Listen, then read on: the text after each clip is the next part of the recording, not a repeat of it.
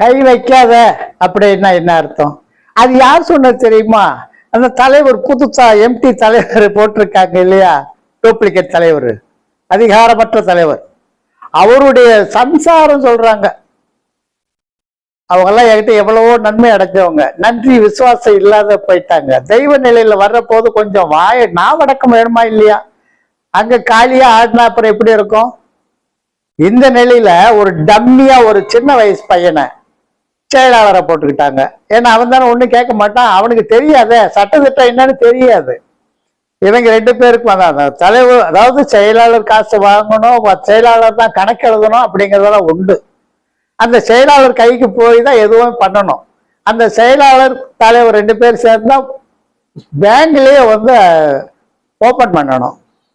அப்போ பொருளாளர்கிட்ட பொருள் போயிருது, டம்மியான செயலாளர் கையெழுத்து போறாரு, இவர் கையெழுத்து போறாரு. அந்த சிலானே அவங்களுக்கு இந்த ஸ்பான்சர் பண்றாங்க பார்த்தீங்களா, அது எத்தனை லட்சம் பண்ணாலும் சரி அவங்களுக்கு கவர்மெண்ட் வரி வித்ட்ராவாகும். அந்த உள்ள சூழ்நிலையில இவங்க ஒரு சைஸா பண்ணி நிறைய சம்பாரிச்சாங்க. 2 பேருமே சம்பாரிச்சாங்க. 2 பேருமே சம்பாரிச்சதுல ஏகப்பட்ட அளவுல வந்தது. அது மாதிரி அந்த தெய்வத்தினுடைய கோபத்துக்கு ஆளாக்கி எல்லாமே ஒண்ணுமில்லாமே போச்சு. சேர்த்து பார்த்து இருக்கிறது வலிச்சுக்கிட்டு போச்சுன்னு வச்சு, அது கூட தெரியல அவங்களுக்கு. அந்த டம்மியா இருக்கிற செயலாளருக்கு ஒண்ணுமே தெரியாது. அவன் ஒரு பொம்மையா வச்சிருக்கானுங்க செயலாளர் அப்படின்னு. செயல் வீரர், அவருக்கு என்ன ஒரு அதிகாரம் இருக்கு தெரியுமா பதிவுல? அந்த பதிவுல கால்வாசி கூட அவனுக்கு தெரியாது. இவனுங்களா தூக்கி வச்சுக்கிட்டானுங்க செயலாளர்னு ஒரு கல்வெட்டுல, வேற எதுக்கும் பிரயோஜனம் இல்லை. அப்படிப்பட்ட சூழ்நிலையில பண்ணி முடிச்சுட்டு கடைசியா எல்லாத்தையுமே கஷ்டங்கள் பூரா அனுபவிச்சாங்க. இப்போ நான் என்ன சொல்ல வரேன்னா, மனித உரிமை கழகம், மனித உரிமை கவுன்சில் இறங்கி என்கிட்ட கேட்கட்டும். கேட்டாச்சுன்னா கண்டிப்பா என்னுடைய உரிமையை காத்துக்கிறதுக்காக முழு விளக்கத்தை கொடுப்பேன். கூப்பிட்டு போய் எல்கையும் காமிப்பேன். என்னுடைய உரிமை பறிக்கப்பட்டிருக்குதியா, இவ்வளவெல்லாம் பண்ணிட்டு என்னுடைய உரிமை பறிச்சது அப்படின்னா எப்படி இருக்கும் எனக்கு? ஆனா சொல்லி பார்த்துட்டேன், சட்டம் பண்ணிக்கல. அவங்களுக்கு அந்த அளவுக்கு அங்க வசூல்ல பெரிய தொகையா பெரிய அளவுல போயிடுச்சு. அதுதான் உண்மை. இதை ஏன் நான் வெளியில நான் நடவடிக்கை எடுக்கல அப்படின்னா, அந்த சாத்தூர் கோவில் சீலக்காரியம்மன் கோவிலை சேர்ந்த பங்காளிகள் யாரும் மனசு வேதனைப்பட்டுறக்கூடாது. நிறைய பேர் நம்ம இழக்க வேண்டியது வரும் அப்படிங்கிறதுக்காகவே நான் வெளியில போய் பிராங்கா செயலா இப்ப வலைதளத்துல கொடுத்துட்டு இருக்கேன். ஆனா அவங்களுக்கே வலைதளத்துல கொடுத்தேன் தனிப்பட்ட முறையில. அவங்க சட்டம் பண்ணிக்கல. சரி, தவறு நடந்து போச்சு அப்படிங்கிற சட்டம் பண்ணிக்கல, அதனால விட்டுட்டேன். இந்த நிலையில கோயிலை விட்டு நானும் இறங்கிட்டேன். கீழே இறங்கி இப்போ என்னுடைய வாழ்க்கை வரலாறுலயே இதை பூர்த்தி கொண்டு வரேன். நான் ஆதாயத்துக்காக செய்யல. வெளியில மக்களை யாரையும் நம்பாதீங்கன்னு சொல்ல வரேன். நான் தனி உரிமையில வாங்க. நான் எது எதுல பாதிச்சுட்டு வந்துகிட்டு இருக்கேங்கிறத உங்கள்கிட்ட நான் எடுத்து சொல்லிக்கிட்டு இருக்கேன்.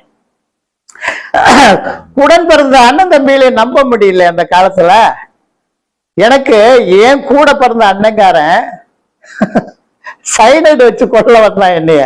சொத்துக்காகவா சோத்துக்காகவா இல்ல, தெய்வ நிலையில இருக்கிற எண்ணத்தை எனக்கு நானும் தெய்வ நிலையில இருக்கணும், நான் எதையோ ஒரு இதை செய்து சம்பாதிச்சு சாப்பிடணும், ஒரு குடும்பத்தை வளர்க்கணும் அப்படின்னால என்ன வேணும்னு கேட்டேன். எனக்கு சித்தர்களுடைய 18 சித்தர்களுடைய தாய் மனோன்மணியால எனக்கு வசியப்படுத்தி கூடுன்னு சொன்னான். உட்காந்து யாகத்தை நடத்தி வரவழைச்சு கொடுத்தேன். கொடுத்த இடத்துல போன சரியான அளவுக்கு பூஜை பண்ணிட்டு வா 48 நாளைக்கு. அதுக்கப்புறம் தான் எதுவும் செய்யணும்னு சொல்லியாச்சு. இப்போதைக்கு எடுக்கிறப்போ அது குழந்தை, அதுக்கப்புறம் அதுக்கு நாம குழந்தை நம்மளை வளர்க்கும். இப்ப நாம வளர்க்க வேண்டிய நம்ம கடமைன்னு சொல்லி அனுப்பினேன். அது சட்டம் பண்ணிக்கல. அவனுக்கு 2 பொண்டாட்டி ஒரு வீட்டுக்குள்ள. திரும்ப வந்தான், எனக்கு இன்னைக்கு இதை எடுத்து கொடுனா, நரசிம்மன் எடுத்து கொடுனா. அப்பா எவ்வளவு பெரிய தெய்வம் நரசிம்மன், நொடி பொழுது எடுத்து கொடுக்க முடியும். ஆனா இவனுக்கு எடுத்து கொடுக்குற மாதிரி இல்லை. எனக்கு அண்ணங்காரனா இருந்தாலுமே அங்க நடவடிக்கை சரியில்லை. ஒரு ரூமுக்குள்ள வச்சு இதெல்லாம் தற்காட்டிக்கிற முடியாது, தன்னை காப்பாத்திக்கிற முடியாது. வேண்டாம், எடுத்து கொடுக்க மாட்டேன்ட்டேன். அந்த மாட்டேன்னு சொன்னதுனால என்ன தெரியுமா செஞ்சான்? சிவகாசியில இருந்தான், ஊருக்கு போனான். அங்கிருந்து தவறான அளவுல வந்து நான் தொழில் பண்றேன், வைத்தியம் பண்றேன், அது கால் போச்சு, கை போச்சு போச்சு. அந்த உள்ள சூழ்நிலையில நிறைய பேர் உங்ககிட்ட வர்றதுக்கு பயப்படுறாங்க அப்படின்னு மொட்டை பெட்டிஷன் எழுதி ஸ்டேஷனுக்கு ஒண்ணு, கமிஷனருக்கு ஒண்ணு, அது மினிஸ்டர் அதாவது முதலமைச்சர் தனிப்பிரிவுக்கு ஒண்ணு, இப்படி அனுப்பி விட்டான் மொட்டை பெட்டிஷனா. என்னை கை விலங்கு பூட்டி கொண்டு போவாங்க அப்படின்னு எதிர்பார்த்து பேப்பர் வாங்கி படிச்சிருக்கான், பார்த்திருக்கான். அவங்க வந்து கேட்டாங்க, என்னையா இப்படி ஒரு வந்திருக்கு, இந்த மாதிரி செய்றீங்களா, நடக்குதா, உட்காந்து பாருங்க, நான் பக்கத்துல எல்லாம் விசாரிச்சுக்கிறேங்க. ஆனா இது செய்தது வேற யாரோ இல்லை, என் கூட பிறந்த அண்ணன் செஞ்சதுதான் அப்படின்னு. அப்ப இருந்து ஏட்டு சொன்னாரு, இல்லைங்க நீங்க ஒரு 1000 ரூபாய் மட்டும் செலவு பண்ணுங்க, வண்டிக்கு பெட்ரோல் போடுங்க, சாப்பாடு செலவு எடுத்துக்கங்க, போய் உங்க அண்ணங்காரனை அப்படியே தூக்கிட்டு வந்துடும் அப்படின்னு. அவன் தான் புத்தி கேட்டதனமா செஞ்சுட்டான்னா நானுமா, வேணாம் சார் விடுங்க, நீங்க நம்பினீங்கல்ல அது போதும் விடுங்க. அது அப்படியே திருப்பி ரிப்போர்ட் அனுப்புனாங்க மேல. அப்படிப்பட்ட சூழ்நிலையில அவனே வந்து இவனை வந்து ஆளை காலி பண்ணிடணும் அப்படின்னு சொல்லிட்டு சைனைடு வச்சு எனக்கு டீ வாங்கி கொடுக்குறவங்கிட்ட சொல்லி அந்த டீல போட்டு கொடுத்து அப்பவே கொள்றதுக்கு ஏற்பாடு பண்ணியிருந்தான். அது தெய்வங்கள் சுத்தி இருக்கிற போது என்கிட்ட அதுக்கு கதை நடக்குமா?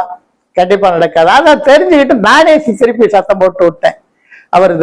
அவருடைய நிலையில வரல, வேற மாதிரி வந்திருக்காரு, விட்டுருங்க, அவருக்கு எதுவும் வாங்கி கொடுக்காதீங்க அப்படின்னு நான் சொல்லி நிறுத்துறேன். இல்லைன்னா அவர் எனக்கு தீ வாங்கி கொடுத்தா அதுல கலக்கிட்டு வர்றதாக இருந்தது. இப்படியெல்லாம் கூட பிறந்தவனைய நம்ப முடியல. அது மாதிரி இந்த பங்காளி பயில்கள் என்ன மாதிரி நம்ப முடியும்? என்னைய பொறுத்தவரை இந்த என் பங்காளியை போறாவுமே அப்படி கணக்கு எடுத்துக்கிட்டா யாரையும் நான் நம்புறதுக்கு இல்லை. ஒண்ணு இப்ப இறங்கி செஞ்சுட்டு இருக்காங்க பாத்தீங்களா 2-3 பேர், அவங்க கண்டிப்பா பங்காளி துரோகின்னு தான் சொல்லுவேன் நான். பங்காளி துரோகி. அது மாதிரி தயவு செய்து மனசுக்குள்ள வச்சுக்கிறங்க, பாசம் பிரியம் எல்லாமே மனசுக்குள்ள வச்சுக்கங்க, வெளிக்காட்ட வேண்டாம். உங்களால முடிஞ்ச நல்லது செய்யுங்க, அவங்ககிட்ட நீங்க எதிர்பார்க்காதீங்க.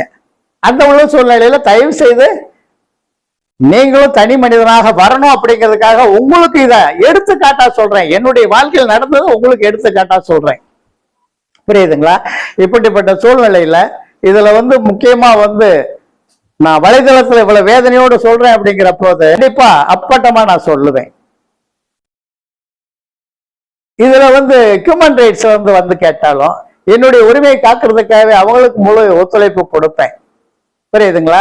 இந்த மாதிரி உள்ள சூழ்நிலையில எனக்கு தேவை என்னன்னாக்கா அந்த கல்வெட்டை கீழே இறக்கி போடணும். அது அரசாங்கம் நடவடிக்கை எடுத்துருச்சுன்னு தெரியணும். கல்வெட்டை கீழே இறக்கி போட்டணும். அவங்க மேல தக்க நடவடிக்கை எடுக்கிறீங்களோ எடுக்கல, அது உங்க சார். நான் உங்களை வந்து இது அதை செய்யுங்க இதை செய்ய நான் சொல்ல விரும்பல. நடப்ப பார்த்துங்க, உண்மையா உடைச்சு சொல்லிட்டேன். இதுதான் அங்க நடந்துட்டு இருக்குது. இப்படி உள்ள சூழ்நிலையில தர்ம ரீதியில நிறைய பண்ணிட்டு வந்துட்டு இருக்கேன். தர்ம ரீதியில எடுத்துட்டாக்க எத்தனையோ கல்யாணங்கள், எத்தனையோ பெண்களுக்கு தன்னுடைய தோஷங்கள் நிவர்த்தி பண்ணி பணம் இருந்து பிரயோஜனம் இல்லை. ஒரு பெரிய கோடீஸ்வரன் வீட்டுல தன்னுடைய மகளுக்கு 32 வயசு ஆயிட்டது. ஒரு ஜமீன், குட்டி ஜமீன் சொல்லணும், அந்த ஜமீன் மகளுக்கு வந்து அந்த தோஷம் இருந்து போச்சு. அதோடைய கூட பிறந்த தங்கச்சிமார்களுக்கெல்லாம் கல்யாணம் ஆயிடுச்சு. அந்த பெண்ணுக்கு ஆகல. ஆனா அந்த பெண் ஒரு அழகு சுந்தரியான ஒரு பெண், சினிமா ஸ்டார் மாதிரி இருக்கக்கூடிய பெண். அப்படிப்பட்ட நிலையில அந்த பெண்ணுக்கு மட்டுமே திருமணம் ஆகல.